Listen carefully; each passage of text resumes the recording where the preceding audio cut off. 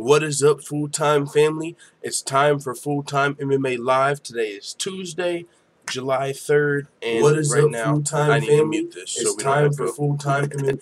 Alright, we got that taken care of, but today's Tuesday, July 3rd. You know what that means. It's the day before the 4th of July for one, and it also means today's Dana White's Tuesday Night Contender Series. So we're going to cover the news today, talk a little bit with the full-time family. Once we start rolling in, holler at the group chat.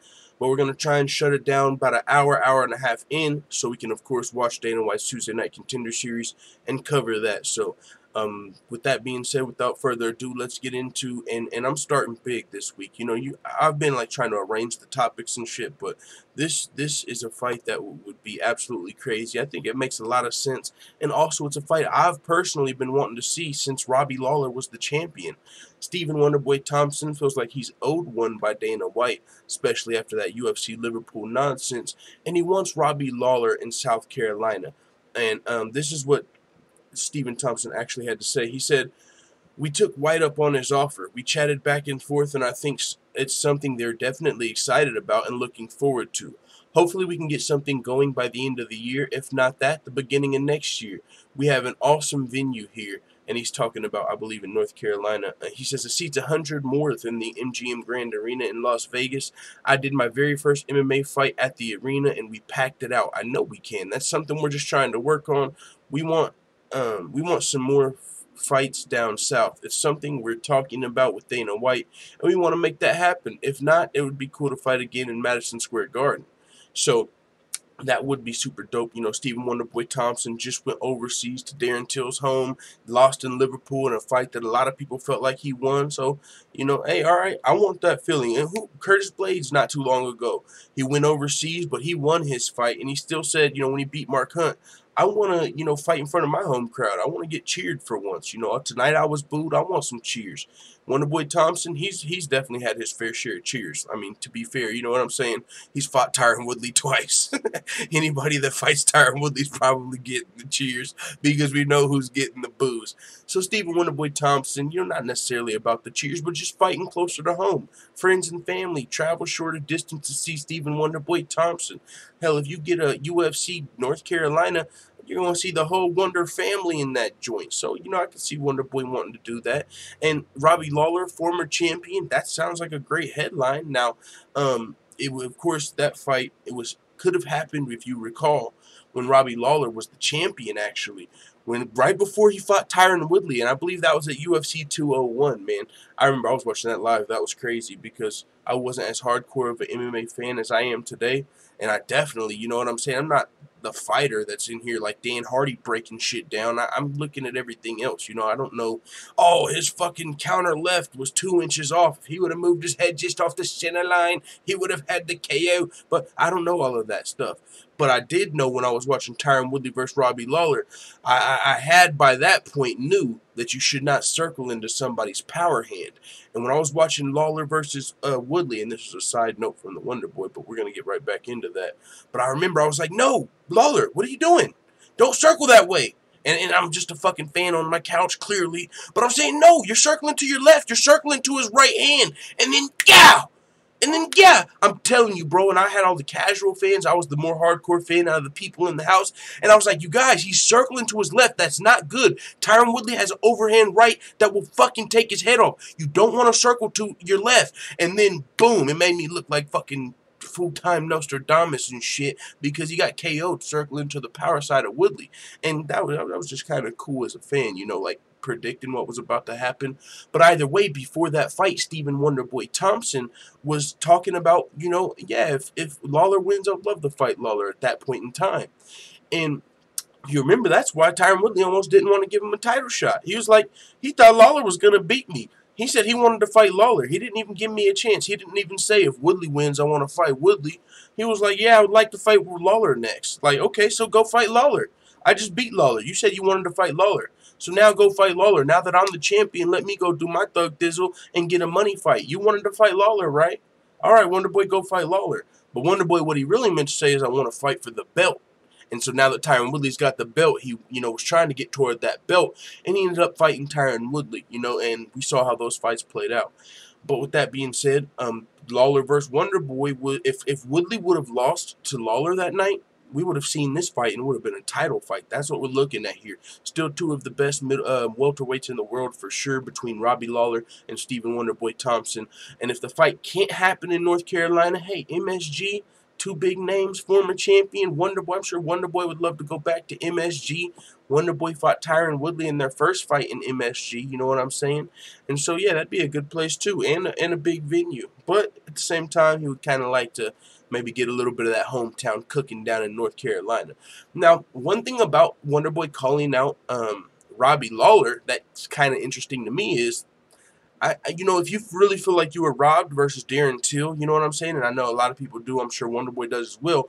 I'm kind of surprised he's not like, I want to fight, fuck that. I want to fight Darren Till again. Like, what are you guys talking about? Like, and I get he wants to fight Lawler. It's kind of him that's bringing this up. But I'm saying, like, if you fight Darren Till, especially in, like, North Carolina, right?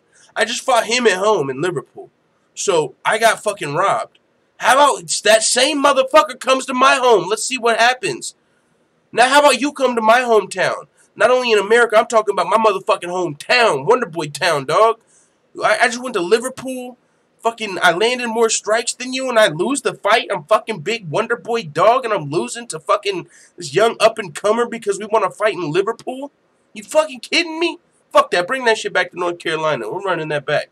But it looks like he's more interested in the Lawler fight. But yeah, I kind of wanted, and it not because it's an exciting fight. This is not a fight the casual fans probably want to see, or even some hardcore fans that just aren't interested in watching chess matches when you watch Wonderboy fight. But the thing is, if you felt like Wonderboy got robbed in that fight, that would kind of make things fair. All right, now 1-1. We've seen that before. Rematch. It's just a rematch. It ain't like Till's up 2-0 and we're asking for a rematch. I'm just saying, hey, it's a fight that we might need to see again to really get some clarity. Because in the meantime, who's Darren Till going to fight? Maybe the winner of Woodley Covington? Is he going to get a title shot off of that close split decision over Wonderboy? Is he going to fight someone else? Let's look at these UFC welterweight rankings real fast. We got, wasn't that kind of cool how I had them queued up already? That was pretty quick, not going to lie. But welterweight rankings right here. Darren Till's ranked number 2. The only person above him is Colby Covington. So unless Darren Till's kind of just waiting around for a title shot, I mean, even RDA, right? RDA's ranked higher than Lawler. You know, maybe that's just a fun fight Wonderboy's always wanted. Maybe he's just feels like he has a good matchup against Lawler because, like I said, he's been wanting to fight for a while now. So, you know, it's maybe just someone he would like to share the octagon with on some Sam Alvey, John Vellante shit. I respect you, you respect me, about to take you out. But what if Wonderboy's on this Predator shit? Like, nah, I see Robbie Lawler. I need that name on my resume. I feel like I can beat Lawler. Let me get that fight, Dana. Fuck all this other talk. I've been wanting to beat Lawler.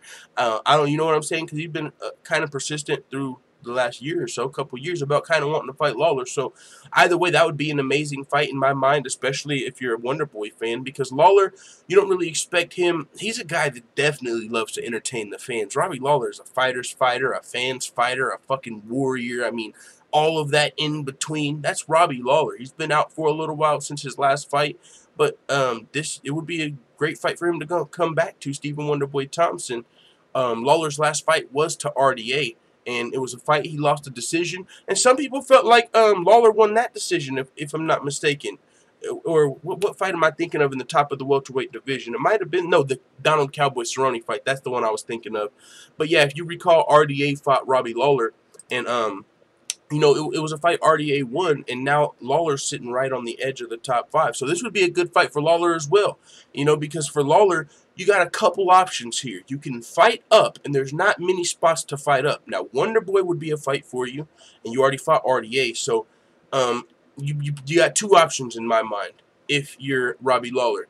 Darren Till or Wonderboy. Wonderboy's probably the bigger fight, and I don't know if I would say he's the more dangerous fight, because I feel like if you're talking about like getting finished, knocked out, you probably got a better chance of getting knocked out against Darren Till than Wonderboy, unless he really like amps it up like he's kind of talked about doing. You know, he said he wants to change his style a little bit, go for the finish. He doesn't want to leave it in the hand of the judges anymore. Wonderboy doesn't. So maybe if that's the case, you're like, okay, let me get in here and get my feet wet with Robbie Lawler. And I know that sounds crazy, get your feet wet with Robbie Lawler, fucking former champion, but Robbie Lawler is like at that point in his career where like it would be a good time for him to fight Kelvin Gastelum, if you know what I'm saying. Like, I believe he's like 35 and he's used to be a beast, still gonna be a legend, might even be a Hall of Famer for all we know. Robbie Lawler did his thug dizzle when he earned that UFC belt. That was, you know, and in the fashion he did, his fights with Rory McDonald. I mean, he's definitely got some iconic moments in the UFC, and he's one of the best welterweights to do it. But with that being said, a fight with Stephen Wonderboy Thompson, you know, it might not go his way, and it might be a little, you know, either way, it's either Stephen Wonderboy Thompson or you can kind of fight down. That's what I was kind of getting to. Like, you want to fight Wonderboy or Till, and that's if you're fighting up. But you got to think, Lawler is coming off of a loss as well, so he can't really make too many demands. You know what I'm saying? So if you're not fighting one of those two guys, you're probably fighting down. You know, so we would see what happens. But either way, it's a fight I would enjoy. The location, I don't think it is the super important part, but it would be kind of fun to see, or kind of cool to see Wonderboy getting that opportunity to fight in front of his home crowd after losing in Liverpool to Darren Till, and a lot of people feeling like that didn't really go his way. So something to keep our mind on, our eye on. I actually, if you were asking me to predict out of my mystical full-time ball, I do think this fight will actually come to fruition. Robbie Lawler versus Stephen Wonderboy Thompson. And I think it's a fight we're all going to love. Let me know what you guys think in the comments. You guys hyped to see Wonderboy Lawler? Would you have rather seen it back when Lawler was the champion before Woodley took over? Because that was a very close possibility. If Woodley doesn't knock Robbie Lawler out in that first round, we saw Wonderboy shoot. We might have never seen. Man, that's crazy. That's like some butterfly effect type shit. Butterfly effect. We would have never seen like Wonderboy versus Woodley. Like, everything plays out different that night if Lawler beats Woodley. Like, everything's completely different. Woodley's not on TMZ. Woodley Covington's not here. We don't see Woodley versus Wonderboy 1 or 2. Fight of the night at UFC 205. We don't see none of that shit if Woodley loses to Lawler. But Woodley won, and so, you know, it spawned where we're at right now. And so, but I mean, you could probably say that for a lot of the cases in MMA. Shoot, if Cody beat you know what I'm saying? Like, there's a lot of things. If this guy would have won, we would be looking at a completely different landscape. But that's one for sure. We would have seen Lawler versus Wonderboy instead of instead of Woodley versus Wonderboy. You know what I'm saying? That could be kind of crazy. So I'll leave this subject on right there as far as Stephen Wonderboy Thompson wanting to fight Robbie Lawler, possibly in South Carolina. I think I've been saying North Carolina. I've probably got them mixed up. Carolina, you get the point. With that being said, though, let's move to the next topic, another good topic, especially for Stipe Miocic fans. For the first time in his career, Miocic is 100% happy with his UFC pay. There we go. When Stipe Miocic, he was getting no respect, you know what I mean? No respect from the boss. They wanted Ngannou to beat him. They didn't pay him right. He's beating up guys that are making more than him, and he's the champion. No respect, I tell you, for Stipe Miocic. No respect. What the hell is going on? You got the baddest man in the planet, Stipe Miocic. He's beat Alistair Overeem now, Fabricio Verdum, Francis Ngannou, the hardest hitting heavyweight in the UFC Performance Institute. And no respect for Stipe. Hell no, man. But now it looks like he's finally earned that respect from the boss. Maybe it's whenever he took the belt from Dana White and said, nah, we're going to let my boy put this on me. I feel like he gives me that respect. Stipe Miocic, he's a guy that, for whatever reason, he doesn't really get that hype syndrome. You know, a lot of the times, great white hype, you know what that is? Some of you might. Because a lot of the times you would think, shoot, they would be hyping this dude up. I guess it's just because Stipe, what? He's probably not selling 1 million pay-per-views. Is that why he's not getting fucking pushed to the moon or what? You know what I'm saying? But it seems like he hasn't been getting respect up until this point from his employers. And to be the heavyweight champion, you know what I'm saying? Um, I wanna joke on this video, but I don't. Like, I want to say, like, and to be white, like, come on, it's perfect for marketing. I'm just kidding though. I know, like, some people, like, I gotta stop joking like that. But either way, I'm just saying, you know, a lot of the times, Ronda Rousey, you know, there's a lot of the fighters that get hyped a lot of the times just so happen, to fit the description. And that's not the case for Stipe Miocic. Stipe Miocic, he's like, hey man, I'm over here fucking dudes up. The legends. Are you kidding me? Let's look at Stipe's fucking UFC resume real quick. Oh, he's getting his respect for real. God dang. They got Stipe at number 2 in the pound for pound. They took GSP down to 5 in the meantime. Ain't none of these niggas been fighting, but the fucking rankings are ever moving, ever fluid. What the fuck? None of these guys in the top 5 have fought in like the last 4 months, and this fucking rankings have moved like 5 times. What? Like no one's fighting and we're playing musical chairs up here. Like GSP's number 2 this week, Connor's number 2, GSP's number 3, Cormier's number 5, now Stipe's number 2. I mean, Demetrius is just staying up top, but what's going on? I didn't expect this. Stipe number 2, I'm down. I'm down. Maybe you know what I'm saying. And the people that do the rankings, I think, are like the media, not me media. I don't know which media, some media out there. They do the rankings, and but if I'm just being 100% completely real and honest with you guys, to me it kind of feels like a lot of the times it seems like if a fighter's got like a fight coming up and they haven't fought, and you know, like Stipe for instance. Like last week or the week before, Conor McGregor and GSP were like number 2 and number 3. But now, Stipe and DC are fighting at UFC 226, and they both managed to bump up a little bit. You know, maybe for the casual fan, if you're looking at fucking pound-for-pound rankings, like, oh, Stipe number 2. I just, it feels sometimes like the rankings kind of cater to the closest fight. And maybe it's because the people who do the rankings are like a prisoner of the moment. Like, oh, everyone's talking about Stipe. Maybe we should vote for him this week. Maybe he is actually better than number 5 because everyone's talking about him. No, everyone's probably talking about him because he's got a fight coming up. So I don't know how does Stipe, like literally, like I'm being serious here. Look at the top 5. I'm about to name these guys. Demetrius Johnson, Stipe Miocic, Conor McGregor, Daniel Cormier, GSP. The top 5. Now, I'm bringing up the top 5 because I want to ask you, when's the last time any of them fought? January. That's the first one that comes to my mind. Stipe and DC fought in January. They fought on UFC 220. Stipe fought in Ngannou, and Cormier fought Ozdemir. So they both fought in January.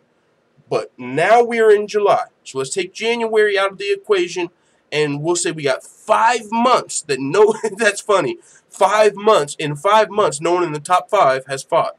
But we probably had 5 rankings changes. So in 5 months, no one in the top 5 has fought. But we've had 5 rankings changes, like mixing these guys up, shuffling the deck. Like, what are they doing? Playing paper, rock, scissors? Are we playing Fortnite games for rankings? Like, why are the top 5 pound for pound moving if nobody's fought? You know what I'm saying? But hey, it is what it is. Maybe it's got something to do with like just like the people doing the rankings are in the moment. Like, you know, hey, I've been hearing a lot of talk about DC and Stipe lately. Maybe we should give them a little more votes. I don't know. It's just kind of weird. But either way, we do have now Stipe Miocic to the fact of him getting respect. The motherfucker jumped up to number 2. That's respect. He's happy with his pay, and he's ranked number 2 in the pound-for-pound rankings. That's a big fucking spot, dog. Right under DJ? Yo, Stipe, right under DJ? That's kind of tight. I'm just saying, like, Stipe getting all the respect now. Looks like someone in the UFC fucking went around and got the Stockton slapping motherfuckers. Like, put some respect on Stipe's name. He's white! Alright, they didn't say that. Yes, you know what I'm saying. I'm just saying, though, that's kind of dope. But on top of him getting his respect in the rankings, now Stipe's getting his respect from the boss. He's happy with his pay. That's something in the past he was vocal about. Like, yo, I just beat a guy that makes way more than me. And now I think he was talking about like Alistair Overeem at that point. And to be fair, Alistair Overeem has put the work in to get that contract. Alistair Overeem's a guy that fought with Strikeforce, one of the most decorated kickboxers and strikers in the UFC and MMA ever. Motherfucking with his K1 history and Strikeforce and just super decorated. Like Alistair Overeem, he literally put the work in before the UFC to get that contract. But you can imagine if I'm the fucking champion and I'm white. No, I'm just kidding. I'm just kidding.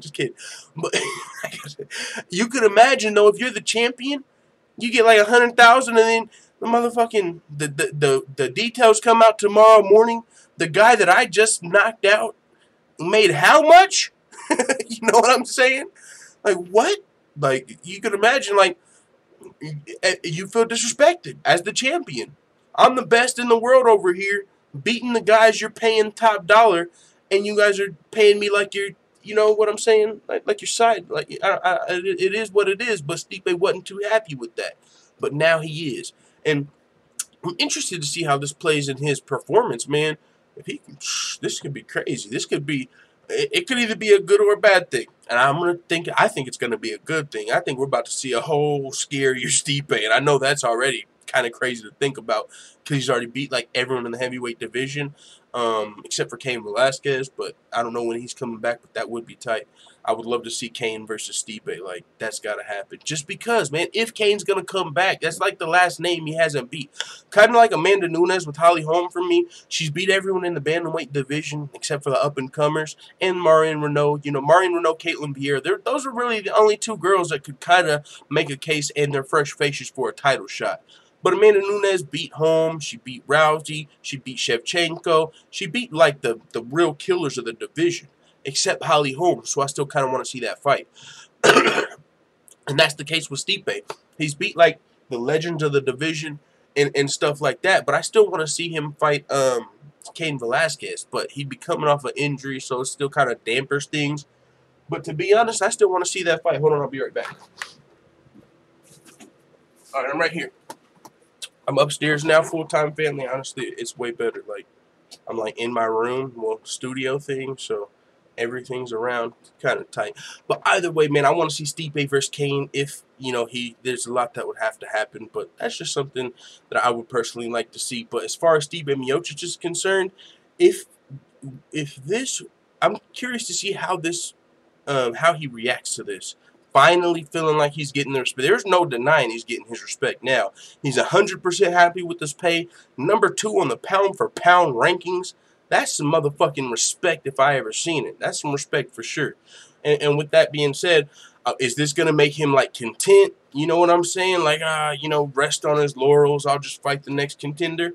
Or do you think he's going to say, okay, now we're in business. Now I'm training hard. Now I'm getting paid what I'm worth. Now I'm trying to keep that number 2 spot on the pound-for-pound rankings. Now I'm knocking shit out every time. I don't get every time. Like, you know what I'm saying? And he arguably maybe could have finished Francis Ngannou like in one of those later rounds, you know, because Ngannou seemed to be so out of gas, like second round on. It's like maybe at some point we might be able to Kimura, I don't know, fucking something to get the dude out of there. He ain't doing much. You know, I mean, let's get him on out of here. Maybe now Stipe had these fucking energizers in his back. That is his new payday and the number 2 spot rankings.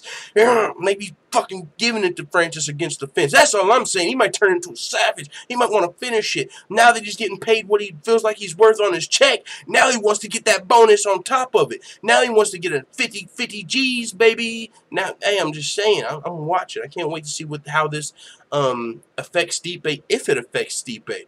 I would imagine you're more happy at your fucking job. You're probably going to perform better. What do you think?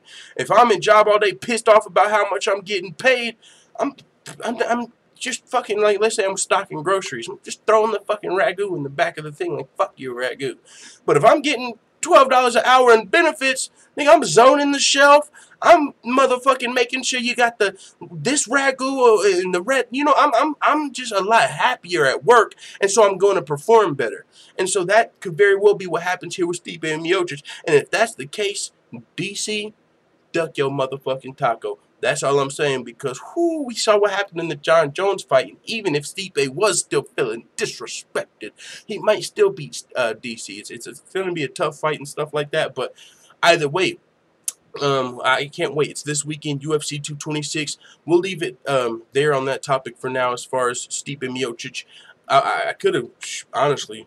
I mean, I could have went on and on about this because I was about to go into a whole spiel on UFC 226, but we got some topics we got to continue to cover, and we also got to get to Dana White's Tuesday Night Contender Series, and we got the rest of the week. So we got UFC 226 on deck to talk about. So with that being said, if you're listening and you haven't yet, make sure you hit the subscribe button. It greatly helps the channel. And there's also it seems like some, I don't know, like the older accounts or something have been kind of unsubscribing. Or maybe it's just people that ain't fucking with your boy. I recently got into it with someone in the full-time family.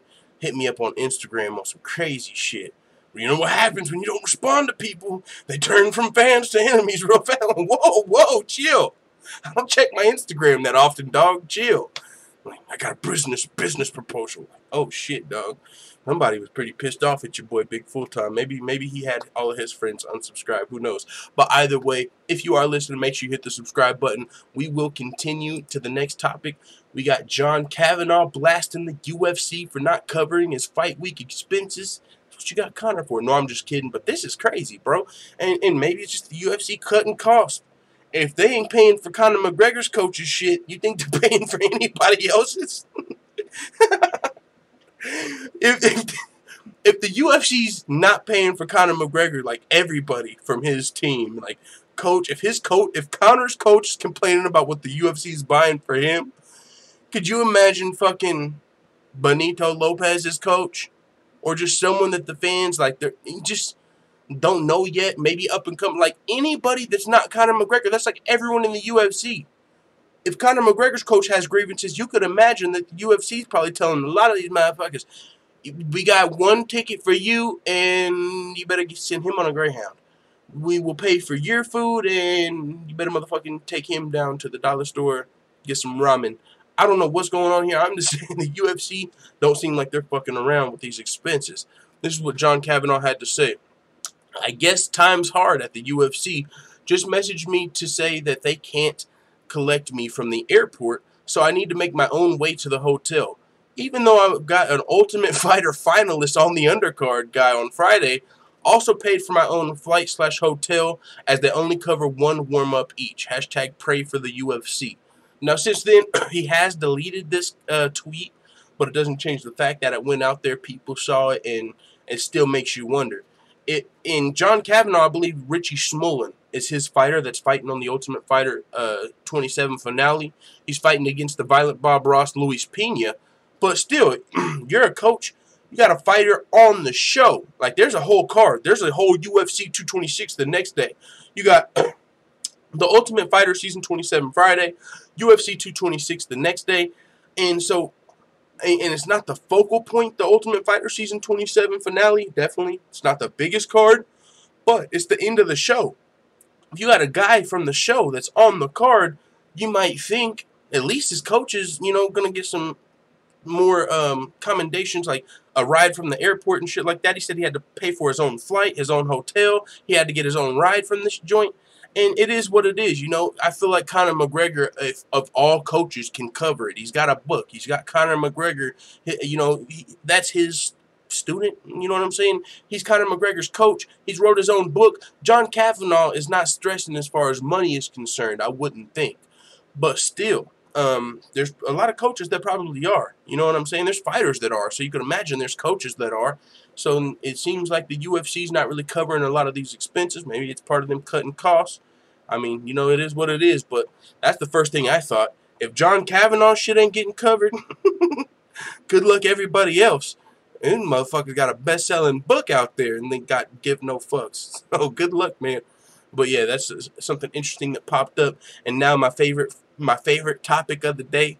I don't even know where this is gonna go. I just know I fucking love when Derrick Lewis talks. Pause. Especially about Ronda Rousey, even though it might be crossing some line right now. I don't know. Is it? You guys tell me. I'm not the moral police. But Ronda Rousey is now married.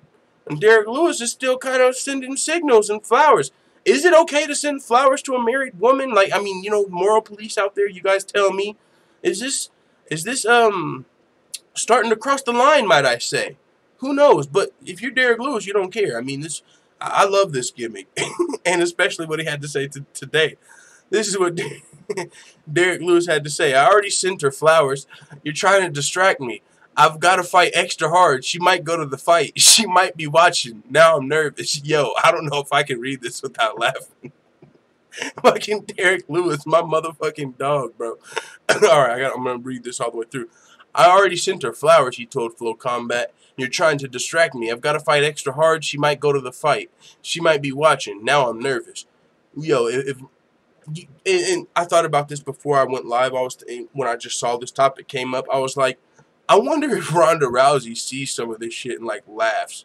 But I mean, I know she'd have to do it like when Travis Brown's not in the room, right? You can't be laughing at Derrick Lewis, the dude that's, you know, saying all this stuff about you and where Ronda Rousey fine ass at. And I sent Ronda Rousey flowers.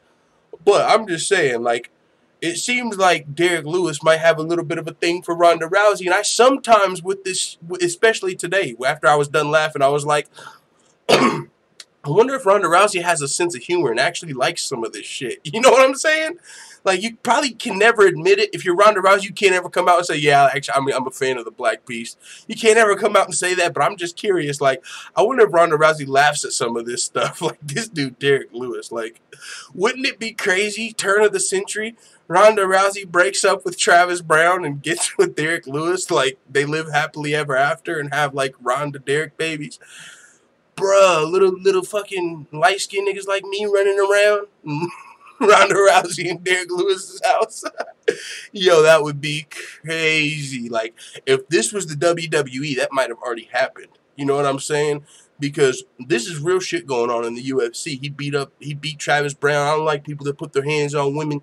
Boom, boom, boom, put his shit on blast. He's calling out his girlfriend. Hey, where Ronda Rousey fine ass at? And motherfucking, I sent her flowers before the fight. And then he said, she might go to the fight, man. She might be watching. Now I'm nervous. Yo, I just can't. There's not enough chill in Derrick Lewis. He continued to say, let's just say I've been training a lot more than I have been. My past fights, I probably only trained 30 minutes a day. Now I'm training at least 2 or 3 hours a day. I'm training more serious. I'm doing everything that I needed to be doing that mixed martial artist is supposed to be doing.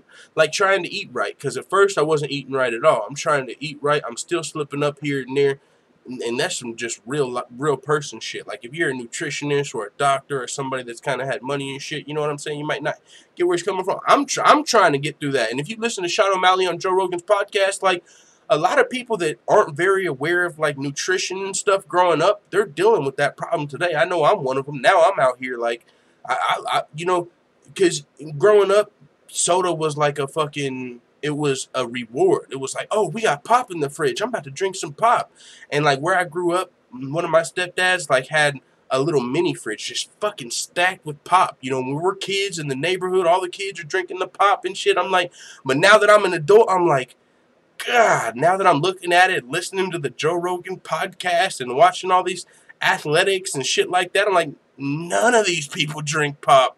Like, am I already fucked? Like, just not even just pop. Like, when I was growing up, fast food was something I looked at like, oh, I can't wait till we can afford fucking McDonald's, you know? And now it's like, ugh, that shit's not good for me. But I've been fucking it up as an adult because I always wanted it. You know what I'm saying? So now it's like, I'm trying to fucking eat healthy. But it's like, man, when I was listening to Sean O'Malley on the Joe Rogan podcast, and he was talking about, yeah, I used to eat unhealthy. Now, ever since I've been fighting, doing all of this, I used to just...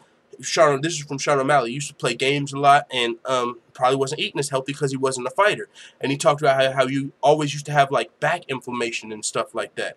And that's something I know a lot of people I know, and you guys might as well. Like your back hurts a lot of the time, and you might not, but a lot of people do. You know, I always thought it was I'm kind of like big boned. Like, I'm not a fucking sloppy fat person.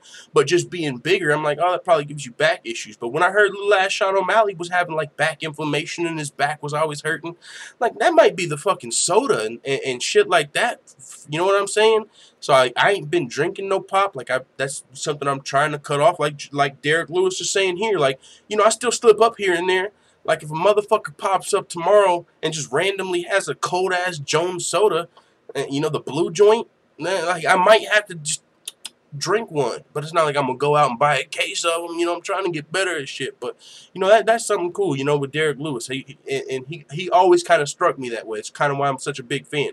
He seems a lot more like normal, if that makes sense. Like, he doesn't seem as much of like athlete. Like, when you look at TJ Dillashaw and shit, you see fucking athlete. They're doing all type of shit with new machines and trying to maximize their bodies. And when you listen to his coach, this shit is a science. Like, no, whenever you compress your muscles for 5 seconds, that gives the air the time for 1.2 more seconds to release. So we're maximizing our value in our muscle air. And I'm like, dog, I hear you and all, but I'm gonna leave Derrick Lewis doesn't come off like that. He just comes off as someone that I might have known or knew growing up, that ended up hopping in the UFC on a random tip, and now he's there. So now I'm a fan, but that's super cool, and also I kind of resonate with that he's saying, he says I wasn't eating right, now I'm trying to eat a little better. I hear where you're coming from, Derrick Lewis, and just, I mean, as far as Derrick Lewis is concerned, man, it kind of makes me not like UFC 226. Like, I love UFC 226. But I don't want to see Derrick Lewis lose. Usually like you do with your fan favorites. Like, I don't want to see what could happen against Ngannou, like worst case scenario. If Derrick Lewis wins, I might go crazy and flip a fucking table. If he beats Ngannou, oh, dog, I would be so, like, happy. Like, oh, he did it. He fucking did it. Like, I might go crazy. That would be super dope. But flip side, what if Ngannou comes out and hits him with the overeem? God, that would suck to see fucking Derrick Lewis just pew out of there. You know what I'm saying? Ain't no funny on the microphone after that. Ain't no where Ronda Rousey fine ass at. Ain't no African booty scratcher. Ain't none of that funny shit for it. It's like, oh shit, Derrick Lewis is out of there. But I'm a fan of Derrick Lewis, so I'm rooting for him in my heart, but my head is like all the way toward the Ngannou side. Like, not all the way Derrick Lewis has a chance, and of course, the longer the fight goes, his chance gets better, but it just seems like it's a tough fight. And it's interesting, you know what I'm saying? Because I wonder, let me know in the comments, full-time family, what do you guys think? Because Ngannou's last fight, it was actually the opposite of impressive. A lot of people felt like he got exposed, but I don't really hear the motherfuckers coming out now talking about, oh no, Ngannou's about to get steamrolled. He got exposed last fight. Remember, come on, he's got no cardio. This is heavyweight. That's what I was saying back then. This is heavyweight. He didn't get to this title shot by being fucking one-dimensional, zero cardio monster. It's because he's knocking motherfuckers out, and that's a real possibility in his next fight. And now here he comes, the favorite, almost 3-1 favorite, if not higher, on Derrick Lewis, the Black Beast, who's known to come alive in the end of the fight.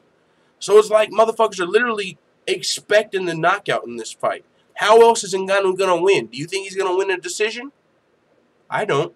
Is he going to win by submission? I don't think so.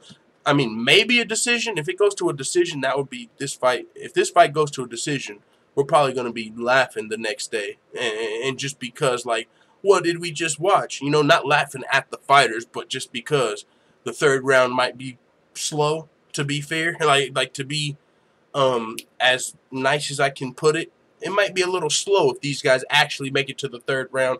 It's not like they're both, one of these guys is a cardio monster and the other one's not. This could look like Kimbo versus Dada if it were a 5-round fight for sure. Now, I think Derrick Lewis, he's been training a little harder, you could imagine. So would Francis Ngannou. Neither one of these guys want to turn this into a fucking Francis. They don't want to turn it into I'm about to say Francis 5000. They don't want to turn it into Dada 5000 versus Kimbo. That's just the joke. That's just the joke. There's that possibility. But if this did turn into that situation, even though the third round might be a little slow, you're still kind of going to be on the edge of your seat. Like, yeah, but I know what Derrick Lewis does to people in the third round. Oh shit, Ngannou, duck your motherfucking taco, because in the third round, even if it gets slow, you know what Derrick Lewis does? When he was fighting Marcin Tybura, thought he was down 2 rounds. What did he do? He got the finish. Absolute madness. So it's crazy because there's no way Derrick Lewis is all the way out of this fight.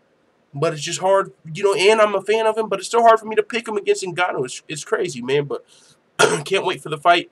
And I'm kind of rooting for Derrick Lewis, man. If he wins, I'm going to be biased as fuck. I'm gonna be biased as fuck. I probably shouldn't do a live stream. Yeah, I think I'm probably just gonna do the normal how I do the videos anyway. But I don't know. We might have to try a live stream now that we got this up and running like that. I'm gonna have to do like a vote, family. I'm indecisive on this. Do you guys think we should do live streams on fight nights or just the normal result videos?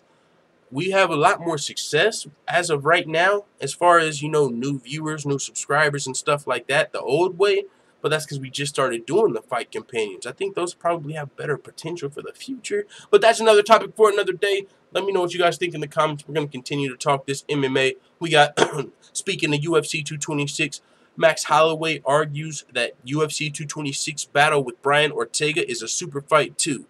We're a super fight too. Is Artem Lobov in your fight, Max? Then it's not a super fight, dog. No disrespect, but come on. You either got to be in a champion versus champion war or fight, or you got to be fighting Artem Lobov for it to be considered a super fight. All right, no, jokes aside, I mean, some people actually probably consider Lewis versus Guy. Like, this is the thing with super fight, the word super fight. Everyone's got their own definition, so it really don't matter, you know what I'm saying? Max Holloway versus Brian Ortega, fuck it. It's a super fight in the featherweight division. Everybody wants to see it.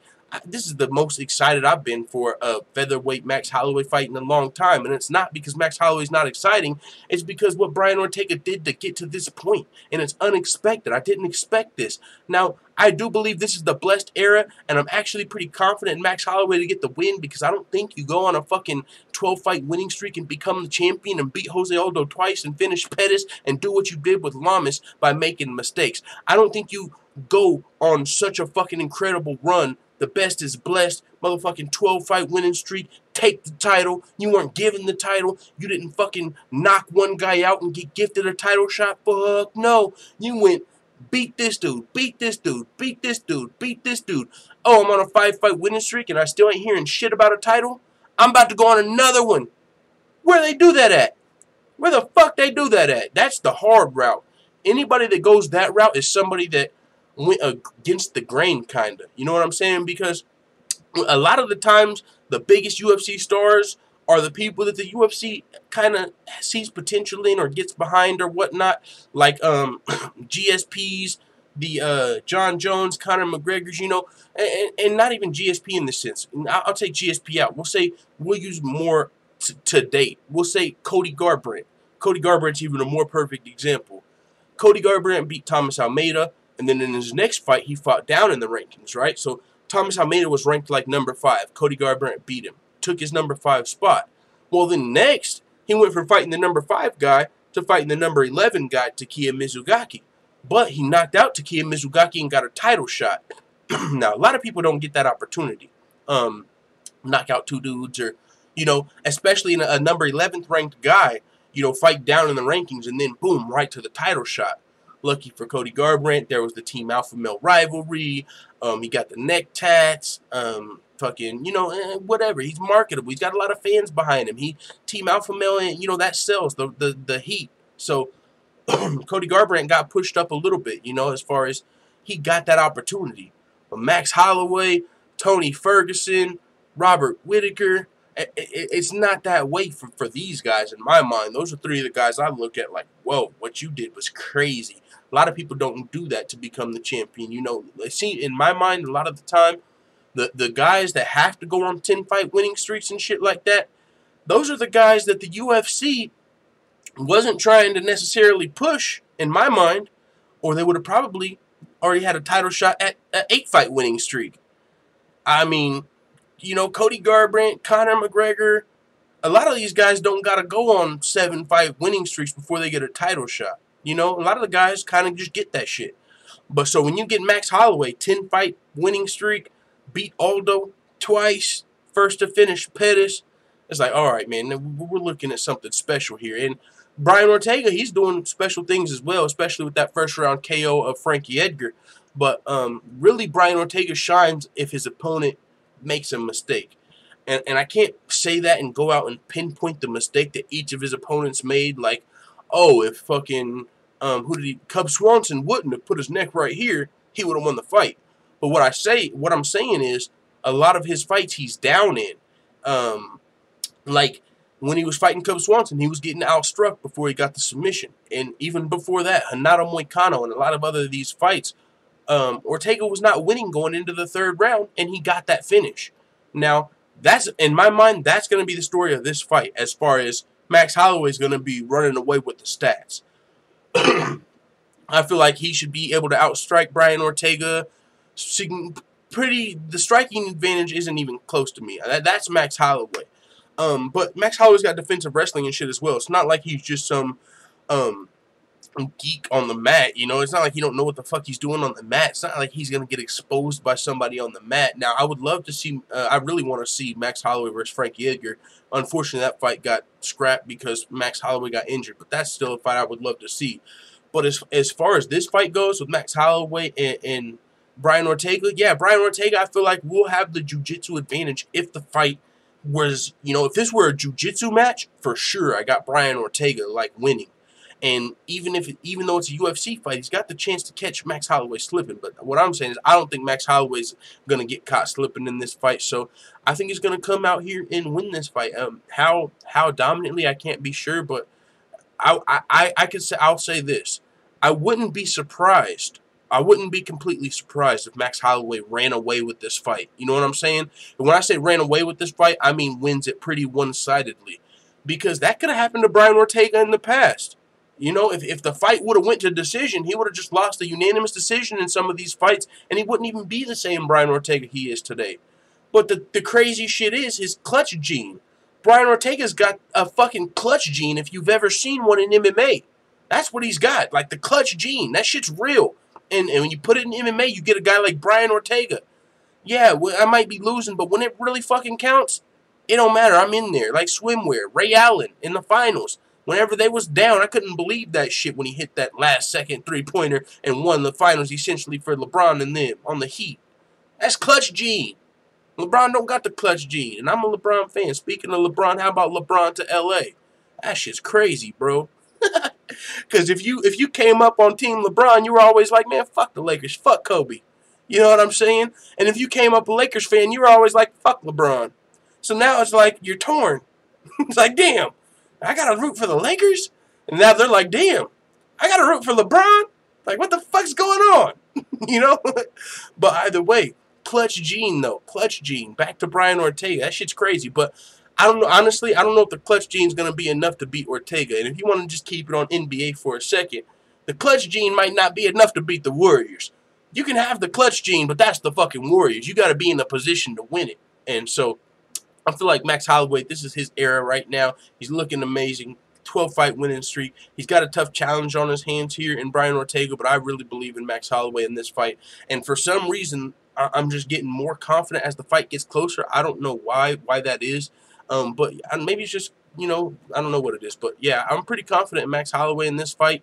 He's just going to have to not get choked outright. And just looking at this picture, man, he's got to if you listen to Brian Ortega before his last fight with Cub Swanson, he was saying something about, like, looking at his neck and, like, seeing his neck. Like, yeah, we knew his neck was kind of out there. You know, he's got a kind of long neck. It was just so we just planned on hanging on to that motherfucker, you know. And just me looking at this, I'm like, man, I'm sure Brian Ortega would love to latch on to Max Holloway's neck right there. You know what I'm saying? But it's not going to be that simple. And if I'm Max Holloway, if I'm Max Holloway's team, if I'm someone helping him put together a strategy, I'm saying, hey, whatever we do, we 100% win this fight. If you don't make a mistake in the jiu-jitsu, don't leave your neck out there. And I know it's easier said than done, but what I'm saying is his game plan is going to be to submit you. That's what he wants to do. That's what he's going to be looking for. So we need to be as safe as possible in the jiu-jitsu. You can even be risky in the striking. Have fun when you're striking. Don't get taken down, or if you do, get right the fuck back up, because that's where he wants you. But you're going to be the better striker, Max Holloway. Take advantage of that. You know, and that's just my mind. But with that being said, if you get against the fence, we saw that fucking Cub Swanson fight with Brian Ortega was crazy. He fucking jumped up on him against the fence and was just hanging on for dear life. That shit was so crazy. I don't know where I saw the replay a couple of days ago. I was watching the replay of Brian Ortega versus Max Holloway. Not Max Holloway, Brian Ortega versus Cub Swanson. That shit was crazy. Well, that was a great fight. But either way, Max Holloway, he's saying that their fight's a super fight too. We talked about that a little bit as well. In I super fight for me is like champion versus champion. Brian Ortega is kind of just like a #1 contender. I mean, a lot of people want to see this fight, but I don't know if I would call it a super fight just because I don't know if Brian Ortega's there yet. He's got a lot of potential, and maybe it is with what he just did to Frankie Edgar. That's pretty hot, you know. But he's not a former champion or anything crazy like that yet. So now he's a title challenger. We'll see what happens though. This is some news that kind of caught me off guard though, and Justin Gaethje saying that he will hang them up if James Vick outclasses him at UFC Nebraska. Now, I see what he's saying there. Okay, I thought he was just saying, like, if I lose, I'm going to retire when I saw this headline. But, okay, it says if he outclasses him. This might be some form of trash talk. You know, like, if I get outclassed by that guy, I got no business in the sport. Like, you know what I'm saying? But to be fair, I haven't seen Justin Gaethje outclassed thus far in the UFC. Even the fights he lost against Dustin Poirier and Eddie Alvarez, I wouldn't say he was outclassed. He was close to winning both of those fights just from his fucking sheer pressure. Like, their legs almost couldn't take it anymore. That's just almost what it was. And so Justin Gaethje, I've never seen him outclassed in the UFC. So I don't think James Vick is going to do that. But don't sleep on James Vick, man. James Vick is 9-1 in his last 10 fights. It says he talks a lot of shit, and I have no respect for him. He never fought Michael Johnson, Eddie Alvarez, or Dustin Poirier. He can call me whatever he wants, but I fought the best in my first 3 UFC fights. He said, this is my 3rd or 4th fights being the main event. When he wants to talk about levels, those are the levels he needs to talk about, and he's not on my level. Whoo, stunting on him a little bit. You know, hey, I'm out here putting on fights, getting opportunities, the main events with the fights I'm putting on. What's he talking about, me not being on his level? Better sell some motherfucking tickets. He continued to say, I'm not invincible. I know I am not. Some guys like to go in there with the utmost confidence in themselves, and I know that this sport is unforgiving, and I can run into a knee, but I'm going to clean his clock. I will not be content if he does not see his feet for at least 1 minute. After I land a huge right hand on him, I won't be satisfied unless he's out cold. Yo, Gaethje, let's fucking go, bro. Holy smokes. That's some heat if I've ever seen it. I'm not satisfied unless he's out cold. He's got to be staring at his feet for at least a minute. Wait, what? I don't want him to see his feet for at least a minute. He's trying to take James Vick out of consciousness for at least 60 seconds.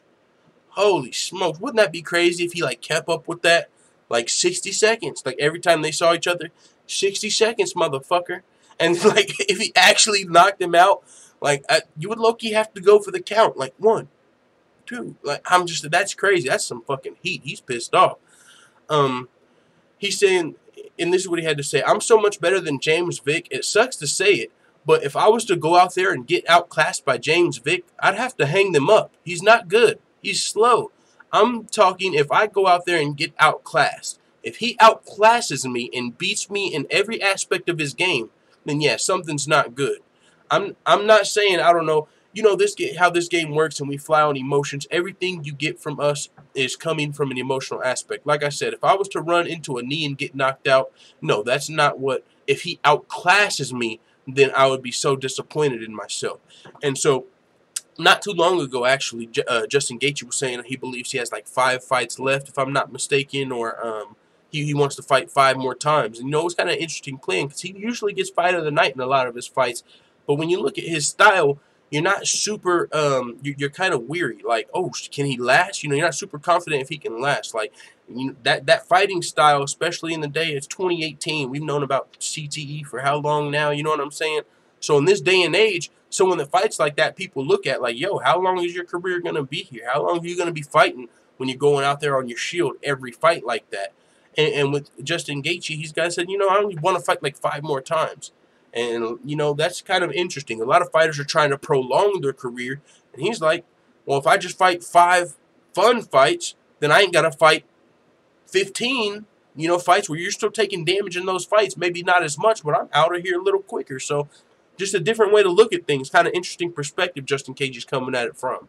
But he's not happy with James Vick's call-outs. He's not impressed with James Vick's skills. He said he's got to be out for 60 seconds. He wants to see him out of consciousness. and he's continuing to say that if I get outclassed, I'll hang him up. That's got me wanting to watch the fight that much more. That's pretty tight. Coming up though, this is actually going to be a. I didn't even expect this fight to come to fruition. I wasn't thinking about it, but now that it's here, I'm like, yo, let's go. Shogun versus Anthony Smith. This is gonna be a great fight, bro. In the light heavyweight division, now that Volkan Ozdemir is out of the fight, Volkan Ozdemir was supposed to be the main event versus Shogun in UFC Hamburg. But Volkan Ozdemir is now stepping up at UFC 227 to take on Alexander Gustafsson. Bigger opportunity for Ozdemir, fighting the #1 contender. If he wins that fight, he could be putting himself back in line for another title shot. But now Shogun was left without an opponent. You know, Shogun now he's in the main event of UFC Hamburg. Like, is this fight going to get scrapped? And what's interesting is this fight was already rebooked. Ozdemir and Shogun were supposed to be the co-main event of UFC Chile. Then they got moved to the main event of UFC Hamburg. Now Ozdemir's getting moved to Gustafsson, and Shogun don't have an opponent. But boom, we got one. We got a fix there. Luke Rockhold got injured. We needed an opponent for Gustafsson. Figured it out. We got Ozdemir in there. And now we need Shogun an opponent. Figured it out. And in my mind, I almost like this fight more. And I don't know why. Maybe it's because I kind of just was picking Ozdemir versus Shogun, and it is what it is. I mean, it wasn't a guarantee by any stretch of the means. But Anthony Smith, he's coming off that brutal first-round KO over Rashad Evans not too long ago. And now he's going to be taking on another legend of the sport in Shogun Rua. And with this being said, I mean, this is a fight that's got fireworks written all over with Anthony Smith's style, Lionheart. You know what I'm saying? He's a guy that comes in there, leaves it on the line. He's trying to do damage to you, and he might get finished. But I believe before getting KO'd by Thiago Santos, he was on like a 4-fight winning streak. Some of those come from behind. But most recently, he got that win over Rashad Evans. First round, I believe, in under a minute KO. Wizard to the kisser, if you guys remember that whole little ordeal. But yeah, Anthony Smith is definitely a guy I got my eye on. Super fun fighter to watch. And now he's getting another big opportunity, which is dope to see. I'm really interested in this fight. This was reported by Ariel Helwani. According to multiple sources, both Shogun Rua and Anthony Smith have verbally agreed to fight on 7/22 in Hamburg. Not signed yet, this comes after Shogun's original opponent, Volkan Ozdemir, was moved to UFC 227 to fight Alexander Gustafsson, which was first reported by Brett Okamoto at ESPN. So it looks like we got Shogun versus Smith. That's going to be a fun fight in my mind. We'll continue. Let's check out the full-time family. What's going on, chat? What's going on? Leon Dubison in the building. We got Beverly Rose boxing. I'm living in Stockton, California right now. It's dry and hot here. Jacob De La Cruz in the building. Andrea Lille. I was born and raised in LA. Damn, I was spoiled with the weather, boy. South ain't no joke. Giving sure name in the building. What's up, Triple OG? We're at 92 degrees. Man, it's hot as fuck out there, huh? I'm telling y'all. But we had to break down and turn the air on. We was going without it. But it's like, you know what? We looked at the weather. It's going to be hot for like the next 5 days straight. Man, we got to cut that air on. The 22 game said it's that global warming. Y'all better be careful. Motherfucking ice caps are melting out there. Jacob De La Cruz said, hey, smoke weed every day. I hear you, brother. Raheem Joseph. Yo, Mario Yamasaki said Beverly is a troll. Is it? It could be. That's very likely fucking. I know there is a real Beverly Rose, but I know that Stewie is very persistent with the trolling, and he could pop up here on like anybody's fucking account. But what's going on? 22 games that I was thinking about Volkan the other day. What happened to No Time Volkan? Well, he lost to DC in No Time. No, but before that, he was beating everybody in No Time. No Time could have definitely. I thought No Time was coming back against Shogun. That's why I was like, yo, I think Shogun's even on a 3-fight winning streak. Let's pull up the rankings real quick. But, I mean, Shogun, you know, he's a legend and stuff like that. But still, I was expecting No Time to return to the nickname against Shogun. Like, early KO, like he did to Misha Serkinov. And who else was it before that? He split to OSP. Who am I looking for? Shogun Rua. Here we go. 3-fight win streak, yeah. Win over John Vellante, Corey Anderson, and Antonio Rodrigo Nogueira. But, I mean, hasn't been super active, like 1 fight a year. It looks like we were about to come up on his 1 fight this year. Like, for real, been fighting once a year. Open St. Preux in 2014. Antonio Rodrigo Nogueira in 2015. 1 fight 2016 and 1 fight 2017. So, Looked like this was going to be his one fight of the year. But if he was going against Shogun, man, that would have been a tough fight for sure. Versus Volkan Ozdemir, that would have for sure been a tough fight. But either way, we'll move on to the next topic. We got Anthony Smith jumping in. Volkan Ozdemir, a guy who's dealing with this, I believe, started right before UFC 226, if I'm not mistaken, a felony trial. He got into that incident. I believe it was outside of the nightclub. It was a while back, so I'm going off of memory. But either way, he had his case rescheduled. He's scheduled to appear in court July 9th, 2018, after his felony battery was pushed back from its original dates in both May and June. So this may explain why Ozdemir had no time for fellow light heavyweight slugger Shogun. Shogun was booked to fight the Swiss striker on 2 previous occasions, but once again the court delays forced the bout to be put on hold. So maybe his court situation has something to do with the Shogun fight, it seems like. Maybe that's why he has to be rescheduled. I don't know. Yeah, all right. That's interesting. I mean, it's rescheduled. Not a lot of news there, but kind of surprised that's kind of playing into his UFC matchmaking. You know, because as a fan, I like these fights better anyway. What the fuck I love these fights. Alexander Gustafsson versus Ozdemir. You know what I'm saying? And Anthony Smith versus Shogun. Like, I love these fights anyway. I don't know about why it all had to happen, but I mean, okay, it's got something to do with that battery case. It seems like, but. I mean, shoot, in my mind, UFC 227 just got a great card because of that. So, I mean, you don't want to celebrate somebody getting fucked up outside of a club, but I'm just saying, we got some good fights on our hands now. UFC headliner just trashed Yoel Romero for gaming the system. It's almost cheating, to be honest. And this is Israel Adesanya, who's going to be fighting this Friday at the Ultimate Fighter Season 27 finale. He says, look at Yoel Romero in his last fight. Don't get me wrong, I really didn't care in the end because it was such a good fight. But regardless of what happened, I didn't want Romero to win.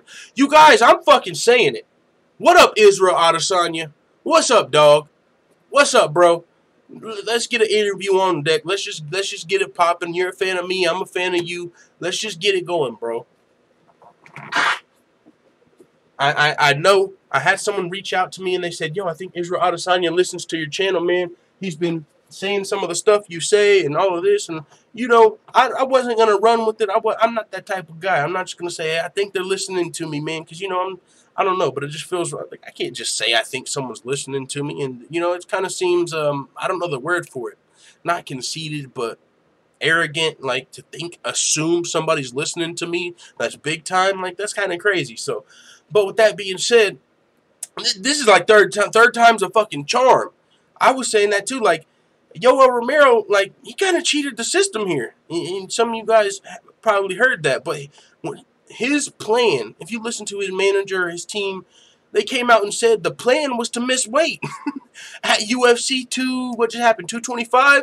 Like, no, we're supposed to miss weight the first time. When we knew in a championship fight, you have until 9 a.m. to weigh in. But if you miss weight by under 3 pounds, they'll give you 2 more hours. So we were going to use that 2 hours. So yeah, we missed weight on purpose the first time.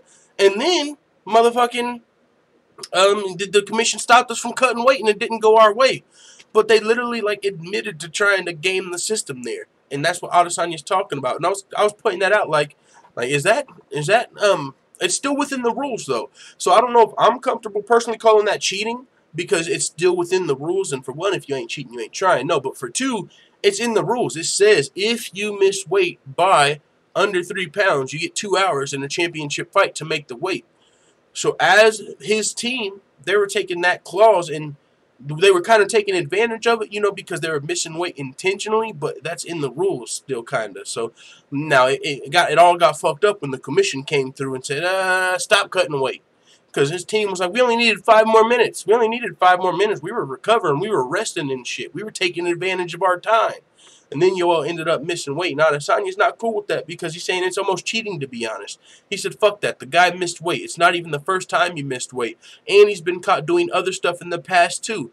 I think there's an element of gaming the system there, and it's almost cheating, to be honest. Israel Adesanya is an outspoken guy. Coming up in the middleweight division, he's got a fight with Yancy Medeiros coming up at the Ultimate Fighter Season 27 in the main event. Not Yancy, yeah. Yancy Medeiros was supposed to fight Mike Perry. Brad Tavares. Israel Adesanya is going to be fighting Brad Tavares coming up in the main event of the Ultimate Fighter Season 27. And it's actually kind of a huge deal because if Israel Adesanya can win this fight, he's literally in the top 10 of the rankings. This is a big opportunity for him. A lot of the times when you're an up-and-comer and you're unranked, guys don't want to give you that opportunity. You know, it's more like a, high risk, low reward, especially if it's not a great style matchup. You know what I'm saying? Brad Tavares isn't the guy that's known for his wrestling, coming in here and grinding dudes out, trying to, win with his grappling. And that might be what it might take, a very heavy grappling game plan, because Israel Adesanya is a special talent, man. Very talented striker, one of the best strikers already. It's fair to say he's one of the best strikers in the middleweight division. But he's not as one-dimensional as some people might paint him as, because he has great wrestling defense, great takedown defense.